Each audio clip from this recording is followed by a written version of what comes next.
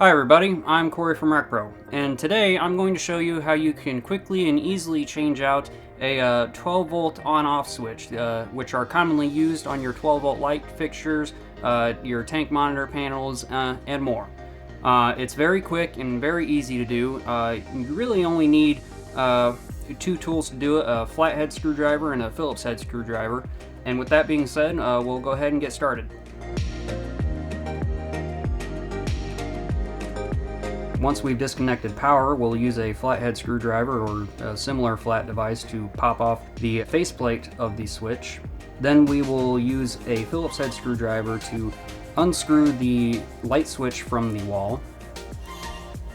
Once we've unscrewed it, we'll pull it out a little bit and we'll disconnect the wire from the switch connections on the old switch. Once it's disconnected, we can press on the top and bottom of the old switch and push it out of the housing. Next, we'll feed the wires through the hole on the housing, and once that is done, we can take the wires and connect them to the new switch.